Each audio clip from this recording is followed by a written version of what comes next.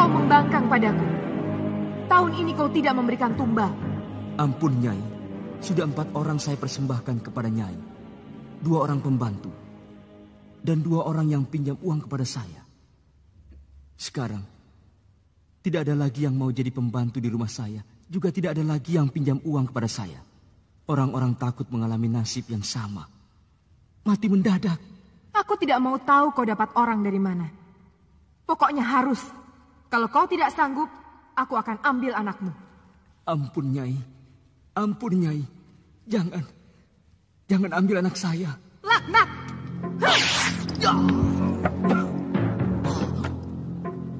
Jadikan dia ganjalan kaki tempat tidurku.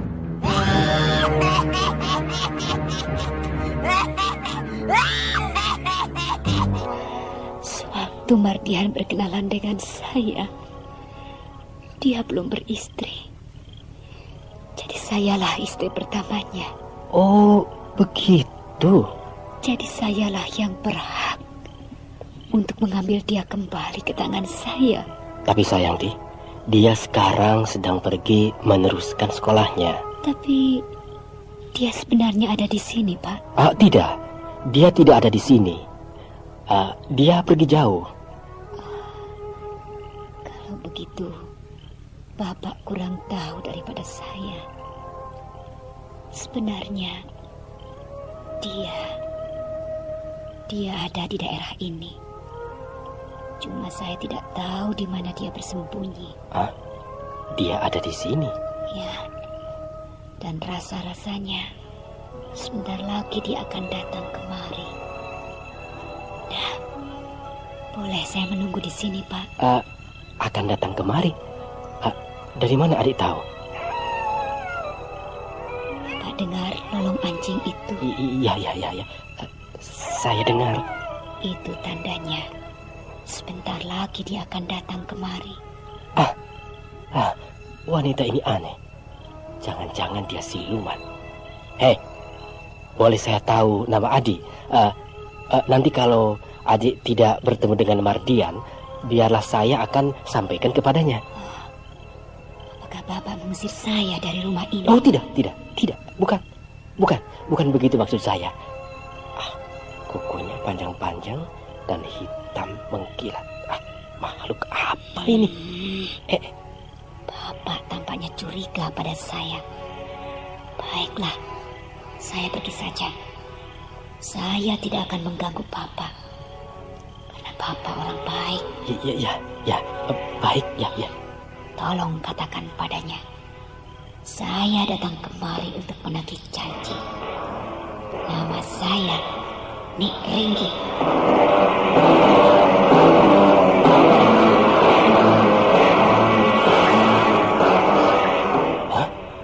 Cepat betul jalannya wanita itu.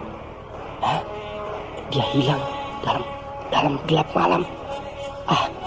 Kejadian apa ini? Dan rasa-rasanya aku pernah melihat wanita itu.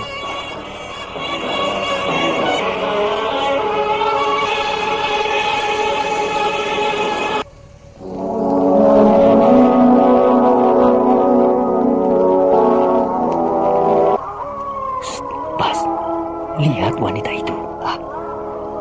Wajahnya mengerikan, Bara. Tapi aku kenal dengannya. Siapa namanya, Bara? Namanya Nik Ringgi. Nik Ringgi? Ya. Namanya aneh. Namanya aneh? Ya, betul. Dan orangnya juga aneh? Ya, memang begitu. Dia itu orang-orang dari Datuk Panglima Kumbang. Oh, begitu. Lalu apa yang dibuatnya di sini, Bara? Dia sedang mencari Mardian. Mardian? Ya. Karena Mardian yang telah membunuh kedua anaknya. Apakah dia tahu bahwa Mardian akan datang kemari? Justru dia yang lebih tahu dari kita. Biasanya penciuman mereka tajam. Oh, begitu. Tapi kini Mardian juga tidak akan bertemu dengan dia. Karena Mardian mendapat pengawalan dari si Badiru itu. Mari kita tanya. Ya, baiklah. Tapi tidak apa-apa kan, Bara? Kau tidak akan diapa-apakannya. Kau sudah kenalkan dengan pemimpinnya? Sudah kenal bukan? Iya. Aku sudah pernah berjumpa dengan Datuk Panglima Kumbang. Nah, itu sebuah jaminan untukmu. Ayo. Iya. Tunggu dulu. Ada apa, Bara? Lihat. Apa yang akan dia lakukan? Hah? Dia berubah menjadi harimau. Berarti dia sudah siap untuk menekan mangsanya. Nah, lihat. Dia mulai menunggu mangsanya. Apakah dia akan menerkam siapa saja yang lewat di sini? Tidak. Dia pasti akan menerkam orang yang dia cari. Lalu, apakah akan kau biarkan dia membunuh orang di sini? Biasanya yang akan dibunuhnya adalah orang yang memang diincarnya. Oh, jadi Mardian yang akan dibunuhnya maksudmu? Ya, Mardian. Lalu, Mardian kalau begitu berada di sekitar tempat ini? Aku rasa begitu. Apakah berarti Mardian sudah dekat? Ya, mungkin. Lalu, apakah kita akan menonton Mardian dirobek-robek Nik Ringgi? Menonton dirobek-robek Nik Ringgi? Loh, kan kau bilang begitu. Ya, sebentar lagi Mardian akan dirobek-robek oleh Nik Ringgi. Nah, kan betul. Kita akan menonton bangsat itu menjadi mayat sebentar lagi. Oh, jangan. Ya. Apa maksudmu? Kita harus cegah. Betul. Oh, kau ini bagaimana? Kenapa? Apakah akan kita biarkan seorang manusia dibunuh di depan kita? Bara, bukankah yang akan dibantai oleh Nik Ringgi itu adalah musuh besarmu? Lalu kenapa harus kau cegah? Biar saja. Jadi kau kan tidak capek-capek untuk mengeluarkan tenaga membunuhnya. Aku bukan manusia seperti itu, Bas. Aku masih ada rasa kasihan melihat nasibnya seperti sekarang ini. Alah, mengasihani Mardian sama juga kau mengasihani ular. Begitu dia lepas dari kesusahannya, maka kau yang akan digigitnya. Sudah, nanti kita berdebat lagi. Lihat, ada bayangan orang sedang berjalan di dekat hutan itu.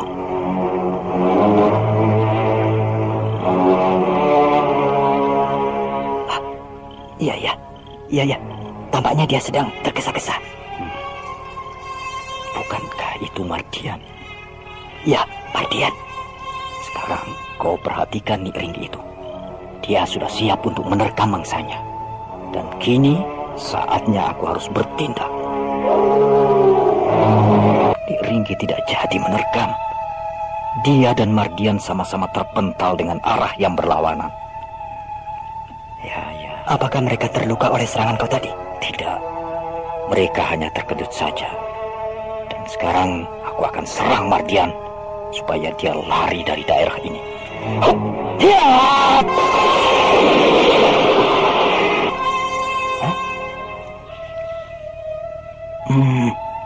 Dia tampaknya ketakutan, Bara. Dan sekarang dia harus lari bila aku serang lagi. Hebat.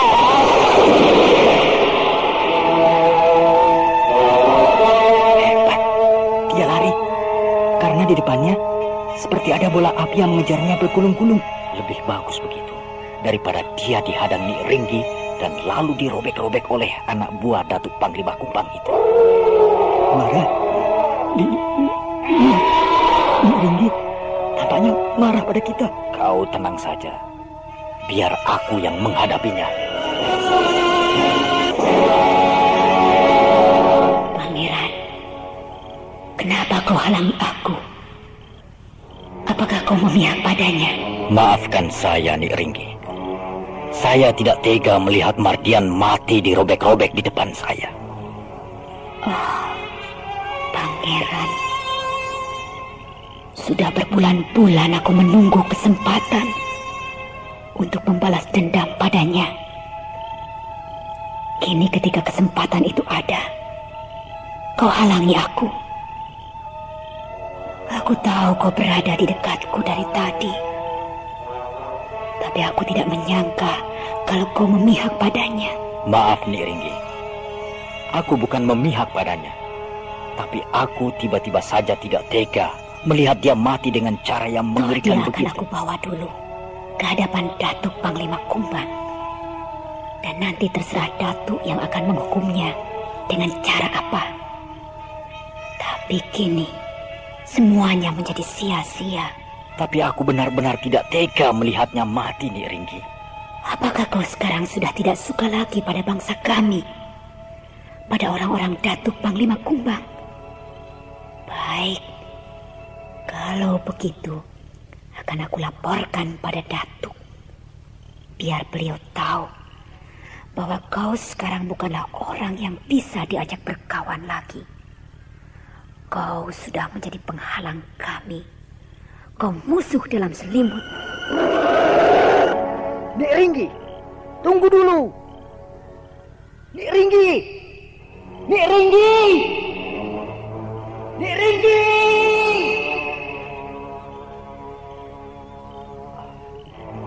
Dia sudah berbicara.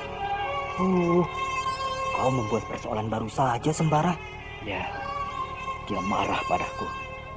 Padahal maksudku baik. Bagaimana kalau Datuk Panglima Kumbang marah padamu? Semoga Datuk Panglima Kumbang mau mengerti apa yang terasa di hatiku sekarang. Dan kalau dia tidak mau mengerti, bagaimana? Maka berbahaya bagiku. Kau benar-benar bodoh, Sembara. Kini Nik Ringgi mulai berkeliaran lagi untuk mencari Mardian. Dia tahu bahwa Mardian masih ada di dekat daerah itu. Dan ketika Mardian mencoba mendekati rumah mertuanya untuk mencari Farida, hal ini diketahui oleh Nik Ringgi, siluman harimau yang selalu mengintai kemana Mardian pergi. Dan bila ada kesempatan, dia akan membalas dendam. Namun sayang, ketika kesempatan itu datang, tindakannya dihalangi oleh Sembara yang tiba-tiba saja menolong Mardian atas dasar rasa kasihan belaka. Namun karena perbuatan dan tindakan Sembara itu, Nik Ringgi menjadi sedih dan marah, sehingga dia menuduh Sembara sudah berpihak pada Mardian. Dan kejadian itu akan dilaporkannya pada Datuk Panglima Kumbang. Kejadian itu membuat Sembara jadi bingung, karena Nik Ringgi tidak mau mengerti apa yang dilakukan Sembara.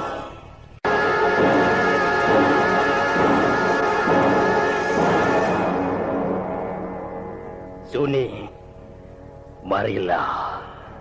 Masuklah ke dalam tempatku ini. Suni, jangan kau ragu. Kau sekarang adalah calon pengantinku.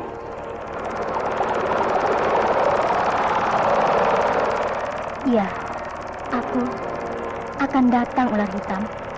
Oh, lembah hantu ini mengerikan, sangat mengerikan. Kau tidak usah ragu-ragu. Melangkahlah ke tempatku ini. Ya, Ular Hitam. Aku datang, Ular Hitam. Pada malam bulan purnama itu, Suni telah berada di lembah hantu dengan ditemani oleh Rosmina. Dan kini upacara penyerahan gadis itu sedang berlangsung. Dan Suni tampaknya sudah pasrah, karena dia sudah berada di bawah pengaruh sihir Badirul alias si ular hitam.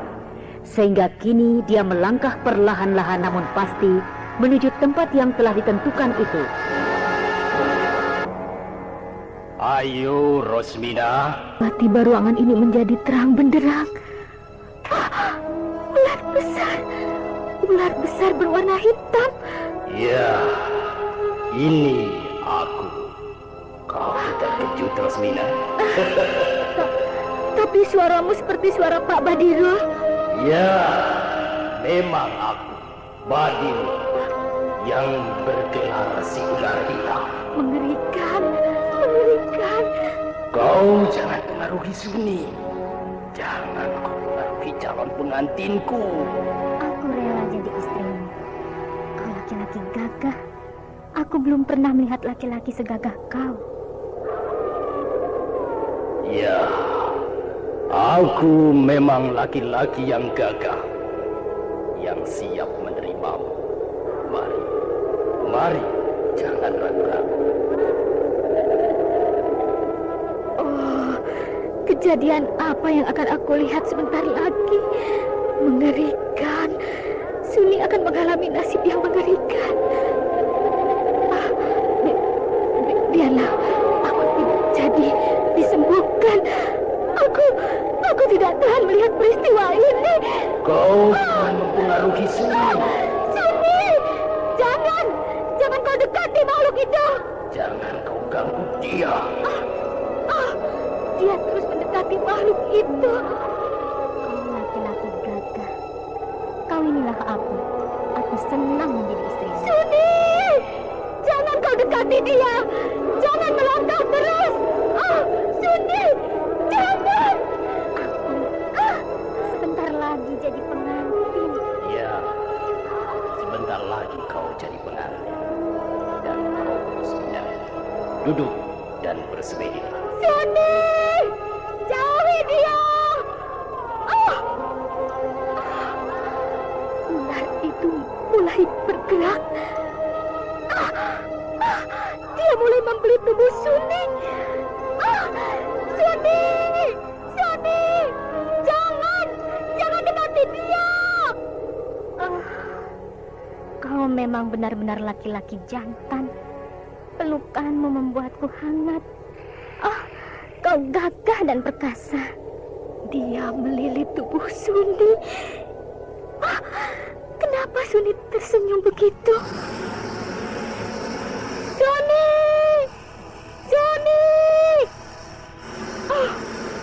Dia tersenyum terus. Kau jangan menghalangi aku, Rosmina. Dia ini bagianku. Ular itu mulai membuka mulutnya. Dia siap menelan Suni yang berada di dalam belisannya. Suni! Aku datang, Ros. Kau, Basir? Iya, aku datang bersama Sembara. Buat apa kau datang kemari, Basir? Aku ingin menolong anak itu dari cengkeraman makhluk jahat itu yang berbentuk ular besar. Kau ingin menolongnya? Apakah kau sanggup? Akan aku coba. Mana Sembara? Dia sedang berjaga-jaga di luar. Kurang ajar. Siapa yang mengizinkan kau masuk kemari, ha? Dia tahu aku hadir di sini. Siapa yang menyuruhmu masuk kemari? Kenapa? Kau bingung bahwa penjagaanmu bisa kami tembus? Baik. Kau tidak akan bisa keluar lembah ini dengan selamat. Karena kau telah mengganggu upacaraku. Kau melakukan upacara yang harus kami basmi. Upacara dengan membunuh seorang wanita untuk kau jadikan korbanmu. Kau mengetahuinya? Mana temanmu itu? Suruh masuk dia kemari. Biar aku lumat kau bersama-sama dengan dia sekaligus. Sebaiknya kau hadapi saja aku dulu. Dan bila aku tidak sanggup, baru dia yang akan menghukummu. Baik. Bersiaplah kau untuk mati di dalam gua ini. Yes! Kau tidak akan bisa bergerak leluasa dalam wujud ular seperti itu, Badirul. Kurang ajar. Kau rupanya tahu apa yang terjadi pada diriku. Rasakan seranganku ini.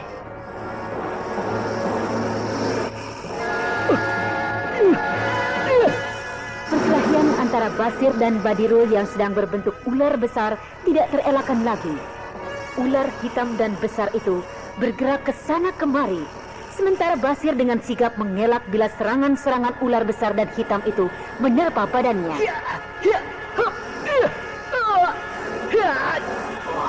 Celaka. Semburan bisanya sangat panas. Berbahaya. Walaupun gerakannya lamban, tapi udara di sekitar sini sudah penuh dengan bisa ular itu. Kenapa Sembara tidak datang membantu aku? Walaupun dia bilang bahwa aku mampu menghadapi ular ini seorang diri, tapi ternyata aku kewalahan. Aku harus cepat-cepat menyelamatkan gadis itu. Gadis ini sudah mati. Badannya remuk dan tampaknya dia mati karena terkena racun ular itu. Aku harus cepat-cepat keluar sebelum ular itu tahu bahwa aku berada di singgasananya.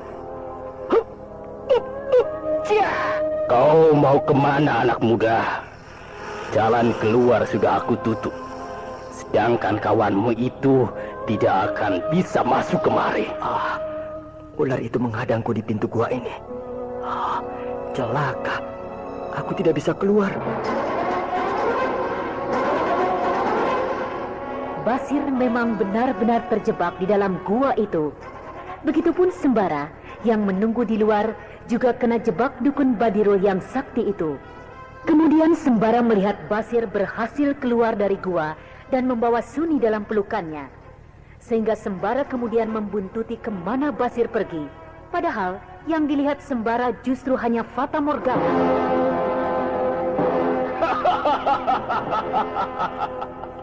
Kau tidak akan bisa lari dari sini. Kalau kau coba-coba melawan, maka kau akan mati di dalam gua ini.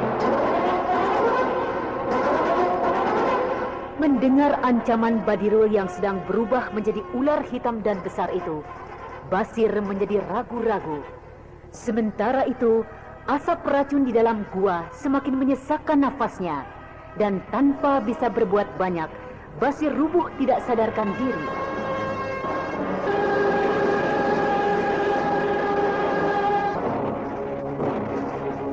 Kenapa kau menyuruh orang lain datang ke lembah itu, ha?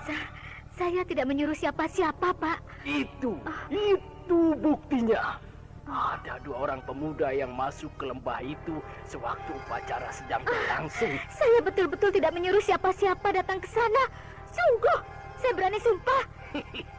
2 orang pemuda yang datang itu adalah juga 2 orang pemuda yang selalu memperhatikan rumah ini.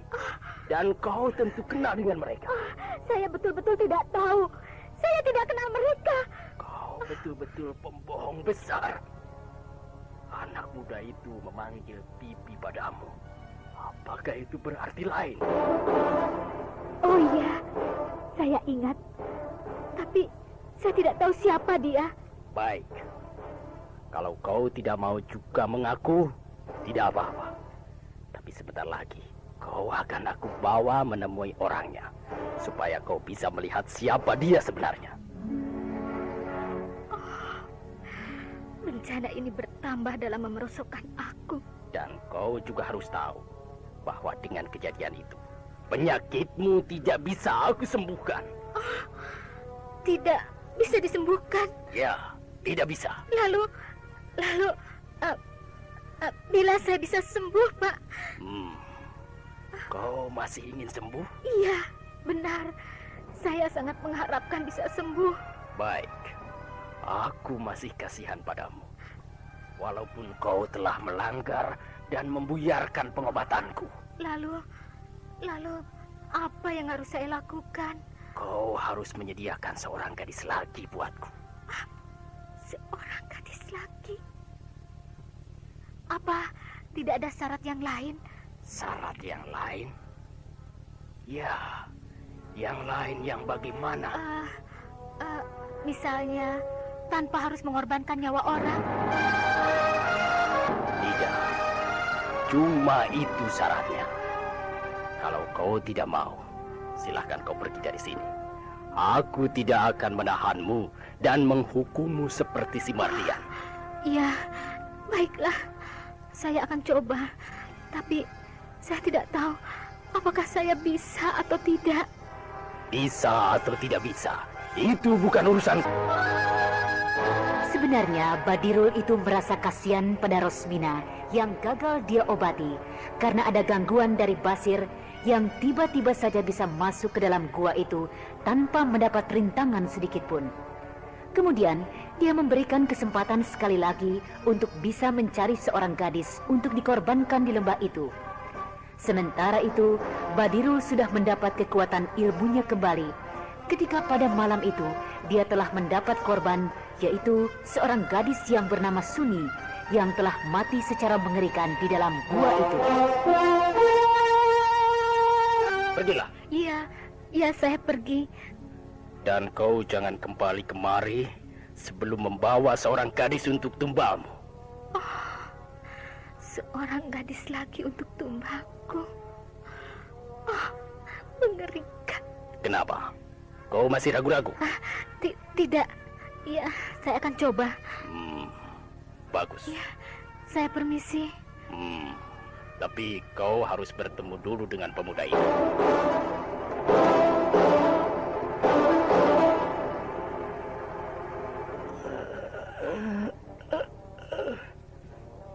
lihat siapa itu?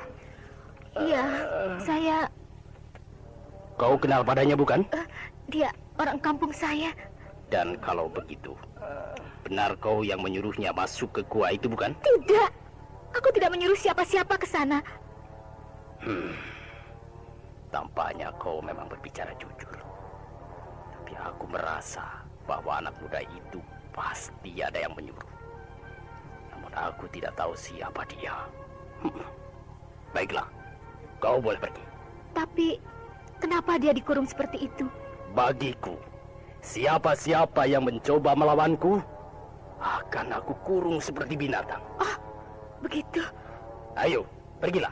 Ya. Cari seorang gadis dan bawa kemari. Ya, akan saya cari. Badirul dan Rosmina meninggalkan tempat Basir dikurung di dalam sebuah kamar yang mirip seperti kerangkeng itu. Dan tidak lama setelah kedua orang itu berlalu, dari arah lain datang seseorang mengendap-endap mendekati tempat Basir tergeletak.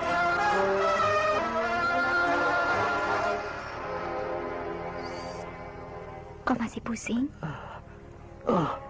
Siapakah? Aduh, kepalaku. Kau tampaknya masih dipengaruhi asap racun. Asap racun? Ada yang melihatku menolongmu. Tunggu. Kenapa kau bisa ada di sini?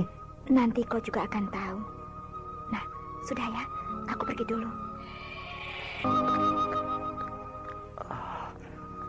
Aneh. Ada gadis yang menolongku. Seruni. Namanya bagus. Sebagus orangnya. Tapi di mana aku sekarang ini? Aku seperti dikurung. Kini Rosmina berusaha kembali untuk mencari gadis yang lain untuk dijadikan tumbal, karena Suni telah mati dibelit oleh ular besar itu. Sementara itu, Basir ditolong oleh seorang gadis yang berwajah manis yang bernama Seruni, sehingga Basir terhindar dari bahaya maut akibat racun ular yang terhisap olehnya. Namun yang membuat Basir penasaran adalah dia tidak tahu dari mana dan siapa gadis yang bernama Seruni itu. Nah, saudara pendengar, siapakah gadis yang bernama Seruni yang berwajah cantik itu? Dan di manakah dia bisa masuk ke tempat Badirul yang terkenal angker itu? Saudara pendengar, demikian tadi telah kita ikuti serial Sandiwara Radio ini. Sampai jumpa esok hari pada waktu dan gelombang yang sama.